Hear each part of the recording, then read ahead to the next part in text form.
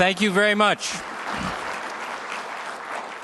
First of all, to Provost Langley, thank you for the warm welcome, and to all of you, ladies and gentlemen, thank you for coming together to convene on this critically important topic and to welcome and to acknowledge my friend and the Secretary of the Navy, Ray Mabus. I want to thank you all for caring about this subject and working together on this subject. And I want to thank you for giving me the great opportunity to recognize Secretary Mabus, who recognizes, as I do, that energy and environmental security is vital to our country's continued success. He also understands that on this front, we have to shape our own future, not leave it entirely to chance. The Commonwealth, as you all know, sits at the end of the energy pipeline. We import most of our fossil fuel-based energy sources from other parts of the world, including countries that are unstable, in some cases unfriendly to the United States. Massachusetts spends $22 billion every year to run our power plants, fuel our vehicles and businesses, and heat our buildings, and $18 billion of that comes from foreign sources. Every dollar we spend on foreign energy is another dollar taken away from our own economy here at home. From the beginning, we recognized that energy efficiency is our first fuel. So we set out to create an energy agenda that would address our needs and our opportunities. With the support of the legislature, as the provost said, I signed into law a package of reform legislation that has catalyzed significant growth in the sector, growing renewable energy, sparking development of new technologies, addressing climate change, and unleashing the potential for energy efficiency, and we are seeing results. Massachusetts ranks #1 in America in energy efficiency. We are on course to reach the most ambitious targets in the country to reduce greenhouse gas emissions, 25% below 1990 levels by 2020. And we've seen our clean energy jobs grow by 6.7% last year. That is expected to double in 2012. Secretary Mabus has set an equally ambitious agenda for the United States Navy, the largest Navy in the world, and for similar reasons.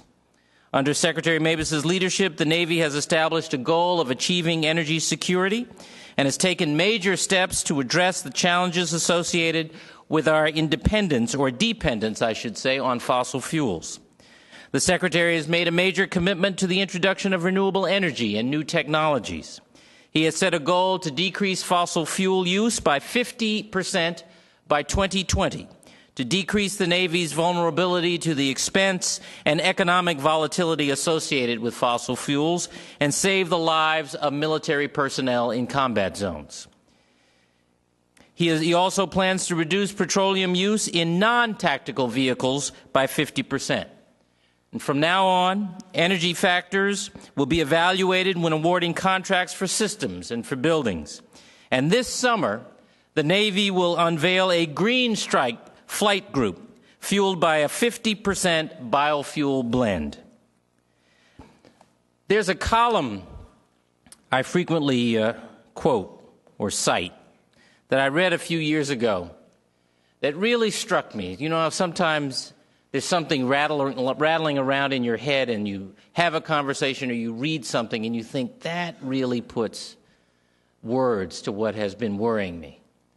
And this columnist compared the greatest generation to my generation, the baby boom generation, and described the greatest generation the way we've all heard it described, the generation that fought and won the Second World War and then rebuilt Europe and Japan, that then came home and created great public institutions, great public universities, the federal highway system, the NASA program, really launched the modern civil rights movement.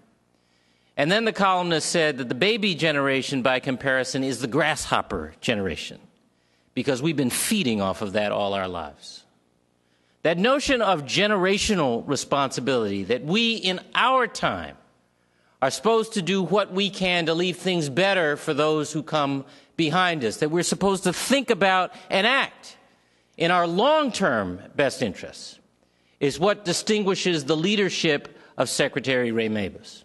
It's why we are so fortunate as Americans and as members of the human race to have his leadership in Washington today. And it gives me enormous pride as a citizen and joy as a friend to recognize him with all of you today. And I'm going to ask Robin Peach to come forward and help me do so now that we have located the award.